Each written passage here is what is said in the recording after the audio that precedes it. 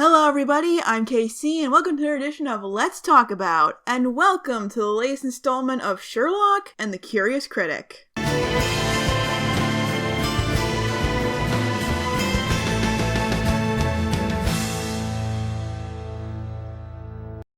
As we continue through Season 2, it's time to see how the modern consulting detective will tackle what has become his most famous case in The Hounds of Baskerville. When a client comes to Baker Street claiming to have seen a giant spectral hound kill his father and is now on the hunt for him, Sherlock and John head to Dartmoor to unlock the secrets of Baskerville and the monstrous hound that lurks the moor. Hounds of Baskerville is a unique one in my eyes. I actually remember not being a huge fan of it when it first came out because of just how much it deviated from the original novel, while somehow not remembering that that's kind of what Sherlock does. Takes the foundation of one of the classics and updates and builds on it with the materials of their own universe. But I think that just shows the power of this story in particular and how intimidating it must have been to even tackle it. The Hound of the Baskervilles is without question Sherlock Holmes' most popular story, having come out at a time where it was believed there would never be another Sherlock Holmes story again for reasons we'll talk about next month, and has been adapted into other mediums over 20 times according to Wikipedia, which beats every other Sherlock Holmes story by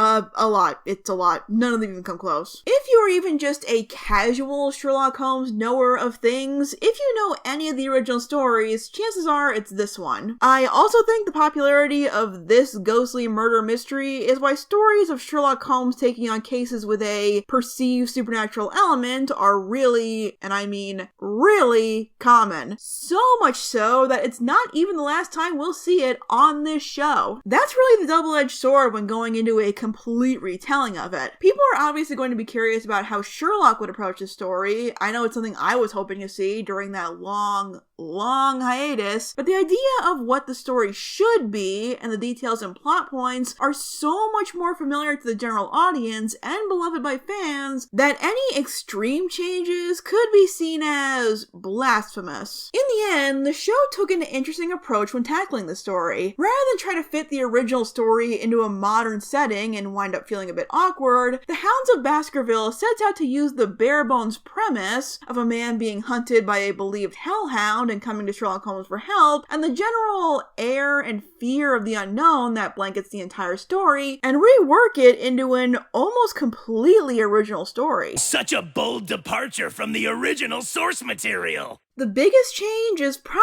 the nature of the hound itself. Where the original story was about a supernatural hound from hell believed to be connected to this one aristocratic family through a centuries-old ghost story, here the hound is believed to be part of a different source of conspiracy, an escaped government experiment from the mysterious Baskerville facility. Since Sherlock is all about updating the original stories into more modern settings and concepts, reworking the centerpiece of the narrative into what is essentially modern-day ghost stories with conspiracy theories and mistrust in a secretive government foundation is a pretty creative reinterpretation. There's also the great detail of how Henry's claims about the Hound from Baskerville affect the surrounding town, creating a general air of suspicion about what they're doing in that facility while exploiting those suspicions for the sake of tourism. As they say at one point, it's like having their own Loch Ness monster. This speculation is so massive that the way we learn about Baskerville is through a documentary. It's such a cool addition to the world building, not only to add an air of validity to Henry's story and speculation to the overall premise, but if you've spent any time delving into the world of conspiracy theories and the culture surrounding it, there are a lot of viewpoints in this episode from several characters that will feel very familiar. Then there's Henry Knight himself, played by Russell Tovey. While I didn't know who he was when I first saw the episode, this guy started to look really familiar to me after a while, but I couldn't quite place where I'd seen him. And then I remembered. You're kidding me. What? There's something else I always wanted to say. Allons-y, allons-y!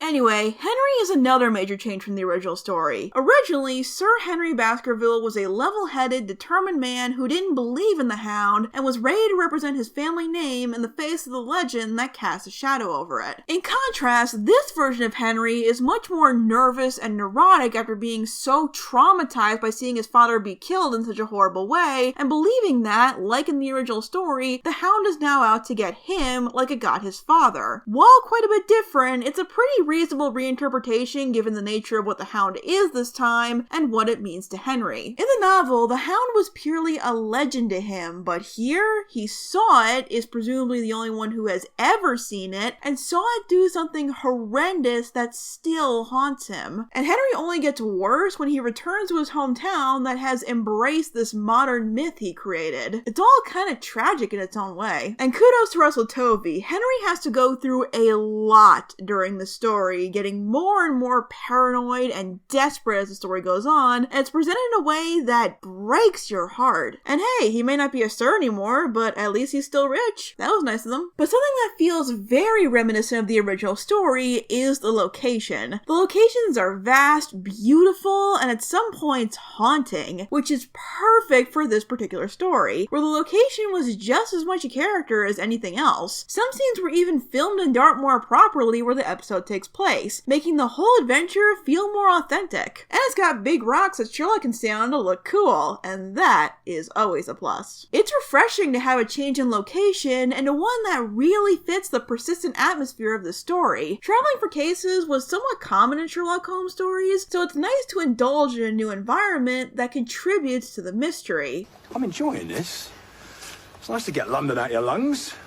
Not sure if Sherlock driving is weird or not, though. If there's one thing this episode has in droves, it's atmosphere, doing almost everything in its power to make the audience fall into the speculation, and there are some great sequences that really dive into the traditional horror angle. Like this scene where John is trapped in one of Baskerville's labs, possibly with the Hound. It's a chilling scene brought together by some intimate cinematography and some amazing work from Freeman, trying to keep that Captain Watson cool while every bone in his body is freaking the F out. Those moments of ghostly horror that you'd expect from a story like this that are really effective. Something this episode has in common with the iconic novel. Speaking of the novel, I think it's a good time to delve into what references this episode has to offer in our segment,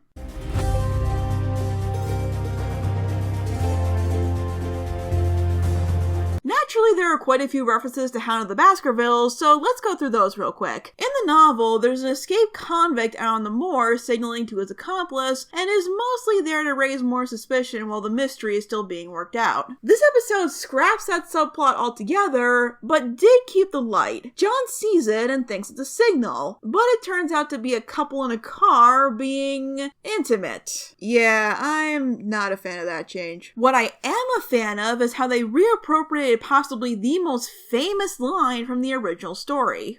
Mr. Holmes, they were the footprints of a gigantic hound. I'll touch more on this later, but that line turns out to be instrumental to the entire mystery, and to reinterpret something so well remembered into the centerpiece of your story is really clever, as well as changing the Grimpen Mire to the Grimpen Minefield. That's a good rework too. There's also a line where Sherlock says to John, "You've never been the most luminous of people, but as a conductor of light, you are unbeatable." Cheers. What? Some people who are geniuses have an amazing ability to stimulate it in others. Hang on. This is a compliment ripped almost word for word from the original text. The rest of the references I caught from Hound of the Baskervilles are mostly just character names. Mortimer, Lyons, Selden, Barrymore, and of course Stapleton are all present, but aside from Mortimer still being a doctor looking out for Henry, they bear almost no resemblance to their novel counterparts that it's not even worth comparing. But at least Barrymore gets to keep his luscious beard. But that's not it for book references, there are quite a few more. Sherlock gets information from a kid he notices likes to gamble from a racing form in his pocket by pretending he had a bet with John. This was a tactic used in The Blue Carbuncle, and one of my favorites to see recreated in the series. Sherlock comments that Lestrade is as brown as a nut when he came back from vacation, something Stanford observed about Watson in his study in Scarlet after he returned from Afghanistan. Speaking of the good inspector, we learn his first name here, Greg. Lestrade was never given a first name in the original stories, but the most common reasoning behind this choice in name is that it's taken from the second most common inspector Sherlock interacted with in the stories, Gregson. Though as far as I know, that's not confirmed. Of course, the biggest reference in this episode is that they finally got to this quote. Once you've ruled out the impossible, whatever remains, however improbable, must be true. Yes! About time, I was waiting for that one. This is a philosophy of Holmes that appeared in several stories, but first in The Sign of 4. Also, I swear that line about emotion being a crack in the lens and fly in the ointment is a book line, but I can't remember which one it was in and I cannot source it to save my life. If anyone remembers what that's from, please let me know. Like The Great Game, the opening of this episode has a segment at Baker Street packed with callbacks, including this very unusual entrance. Yes, Sherlock harpooning a pig is a reference to the books, specifically the opening of The Adventure of Black Peter. I'd say this is surprising, but given that the first time we met this man, he was whipping a corpse to measure the forming of bruises, this does not seem that far-fetched. But Sherlock gets agitated during this time in between cases, with nothing to occupy himself with, paraphrasing a great line from the Wisteria Lodge. Mine's like an engine racing out of control. A rocket tearing itself to pieces trapped on the launch pad. While he's looking for stimulation after that case, he searches for cigarettes momentarily in a slipper by the fireplace, where the detective kept his tobacco in the Musgrave ritual, and mentions briefly how strong his stimulation needs to be, with another reference to his former habit with narcotics. Something stronger than tea. Perhaps 7% stronger. I get it. In fact, before we get back to the Hound and all, let's take a second to focus on this opening, because it's so Sherlock Holmes. An opening vignette with Sherlock pacing around the flat, while John searches the papers for interesting events for his friend to engage in. A lot of the original stories open this way, and with some of the Sherlock snark thrown in there, it really adds that extra bit of life and personality to these characters that they have had throughout the years, and Sherlock elevates into something vastly entertaining. This is also the episode that gives us the closest thing to a traditional client sit-down in the entire series. Scenes like this always remind me why Cumberbatch and Freeman are not only great in their individual parts, but work magnificently together. Sherlock's wired up and almost manic attitude, contrasting with John's cool and unmovable, yet somewhat frustrated and almost ragging responses, make for some very funny exchanges. There are a lot of great moments like that in this episode. I noticed this a lot with Mark Gatiss' scripts, of having those extra little bits of personality and character interaction in the dialogue to give the whole experience a more intimate touch, as well as some really engaging deduction sequences. I don't know why, but I really love watching Sherlock trying to deduce someone's password. But like with the previous episode, this case gives Sherlock his fair share of internal conflict. Not as much as the last one, this is actually one of the more case-focused episodes out there, but what is there is significant. Mainly that Sherlock is there at all. In the novel, Holmes sends Watson off to look out for Henry Baskerville and gather information, and doesn't return to the story until essentially the third act, having put most of the pieces together by that point. Which makes sense, because whatever this Hound is, isn't going to fool Sherlock Holmes for long. But with only producing 3 episodes a season, and not willing to have Benedict Cumberbatch out of the action for a majority of their story, we can't have that, and I can't say I blame them. So, how do we have Sherlock involved in such a wild conspiracy of a case while still keeping the tension and mystery for the majority of it? Well, about halfway through, while sending Henry out on the moor with them as bait, because some things never change in adaptation, Sherlock sees the Hound. Not whatever ruse there is behind this thing, not an average dog, a gigantic, monstrous Hound. Where a scandal in Belgravia brought the emotional conflict of love to Sherlock, the Hounds of Baskerville challenges Sherlock with fear. Something that you really don't see with Sherlock Holmes that often, even in adaptation. After all, it's kind of tough to make the person who usually has or can find all the answers afraid of something. Which is why this is such a great approach to take if you want to show this side of the great detective. It's important to note that it's not really the Hound itself that frightened Sherlock, but the fact that he saw it and can't explain how. To him, his powers of observation, the one thing he's truly dependent and reliant on, are betraying him, creating a sort of paradox of logic within him. Every bit of reason inside him says he can't have seen the Hound, and yet he did. It's not often that Sherlock Holmes is confronted with something he just can't explain. So it makes perfect sense that that doubt would be the thing that would frighten him the most. You can see how almost paralyzing it is to him and how visibly shaken he is by it. His body language, how frustrated he gets when John tries to calm him down, and the agitation that rises as he tries to prove to John and even himself that there's nothing wrong with his senses despite this evidence to the contrary. To the point that he has something of a meltdown while trying to stubbornly prove that he's fine in a moment that is just, God, it's brilliant. Cumberbatch was always great at rattling off deduction at the speed of a supercomputer, but this is arguably the most challenging in the series, and yet it feels flawless. Rumor has it that Mark Gatiss apologized for this massive block of text in the margin of the script, and yeah, I buy that. But while drowning in this wave of uncertainty, Sherlock is dismissive and rude, or at least more so than usual, to the only thing he can rely on besides his senses, John. And while John is willing to deal with a lot, he certainly doesn't appreciate when Sherlock says with such venom in his voice that he doesn't have friends. But they thankfully take a moment to have Sherlock correct this statement the following day. Listen, what I said before, John, I meant it. I don't have friends. I've just got one. And it's fitting that that is finally expressed in this episode, because I think out of all the cases up to this point, this is the one where their partnership is the most well synced. There were hints of it in A Scandal in Belgravia, but again, this episode is more focused on the case itself than that one. So there are a lot more moments of John making meaningful, even game-changing contributions. Like pulling rank to help them get through Baskerville, looking out for that light, even if that one didn't go anywhere, and noticing a clue that Sherlock didn't that winds up being an essential piece of the puzzle. No matter the adaptation, it's always nice to see John contribute and have those moments of Sherlock and John's partnership being through mutual benefit, rather than one being really impressed by the other. However, if we're going to talk about John's role in this episode, there is one incident we've got to mention. Okay, so remember that scene I mentioned where John seems to be trapped in the lab with the Hound? Well, that may have been set up by Sherlock to prove a theory. Wow, what an asshole.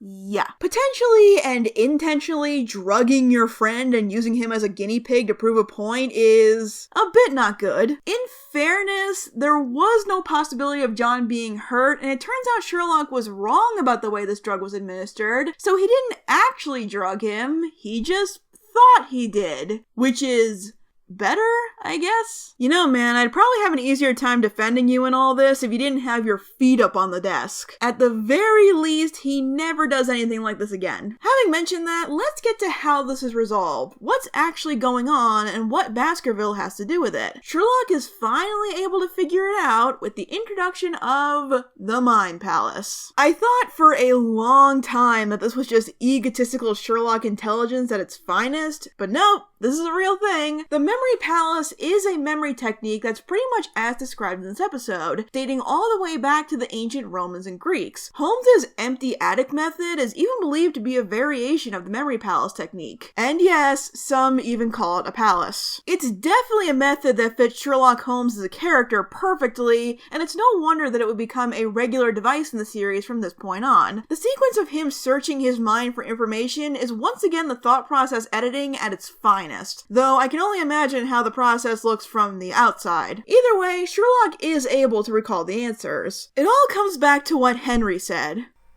They were the footprints of a gigantic hound.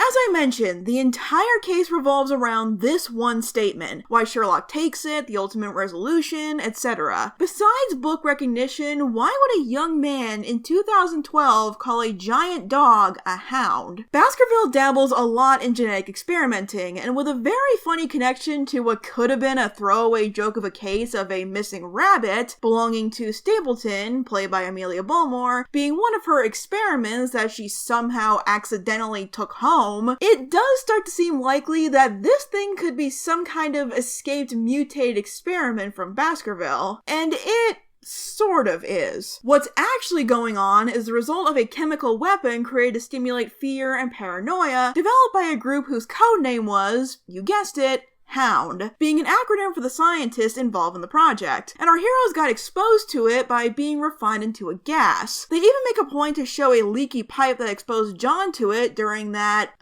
incident, and it turns out the hollow Henry and Sherlock visited was rigged to disperse it as fog. At this point, it's probably worth mentioning that this is also ripped from the pages of another Sherlock Holmes story, The Devil's Foot, where a poisonous gas was used to drive victims mad and at prolonged exposure, even kill them. And I gotta say, combining two of the most unsettling Sherlock Holmes stories is both pretty clever and really creepy. But this time, the person behind all of this is not Stapleton as it is in the novel, but this guy, Bob Franklin, played by Clive Mantle, who is, as far as I can tell, a completely original character, which I'm kind of on the fence on. On the one hand, I get with a story as well known as Hounds of the Baskervilles wanting to bring in someone new so who's guilty isn't really obvious, and to be fair, knowing the story, Stapleton's role in it, and her role at Baskerville does make for an effective red herring, but Stapleton in the original story did have a woman as an accomplice, Laura Lyons, who is present but is now some random corporal.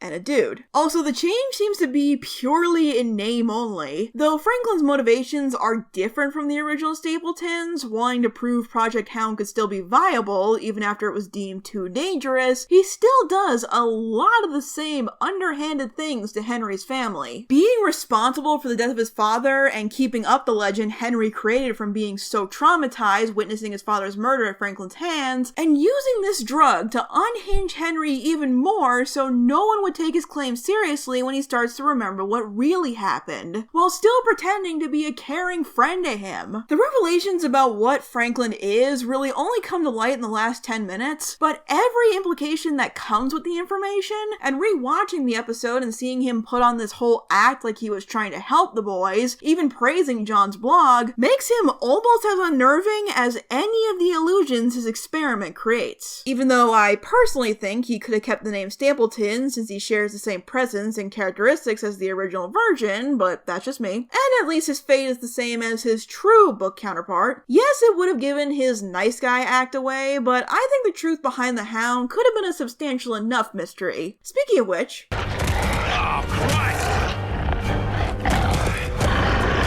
Okay, I have seen a lot of Baskerville hounds in my time, and I know deep down it's just a big dog that they're drugged to believe looks like that, but this may be the most menacing looking hound yet. CG's pretty good too. Oh, and another way John contributes in a major way, he's the one who puts it down. If I had one criticism about this ending, I kinda wish that during this little epilogue, we got to see Henry one last time. Maybe have him see Sherlock and John off. I'm sure Henry will have a long way to go after all this, but I think it would have been nice to see him after having so much truth come to light for him, and see him finally get on that proper path to healing. But as we saw in that final conflict, not all those things that are feared most stay in Dartmoor, and it looks like Mycroft arranged that meeting after all. In the meantime though, overall, The Hounds of Baskerville is a well-realized modernization of a classic gothic mystery. From a living up to the legacy you're building on standard, this was always going to be the toughest story to adapt, even if it was one of the most anticipated once the show started to gain an audience. And I'm sure for the team behind the show, it was both exciting and intimidating. But it's definitely the episode that I've warmed up to more with every viewing. Once you get past just how much has changed, you can see that a lot of the meat of what makes this story so memorable is still present. Yes, there are a few pieces I can pick at, and I just did, but the whole and some of its parts are really strong, even with a hiccup or two. The new settings are striking, the cast and characters are a well-oiled unit that brings such life to the events throughout. The story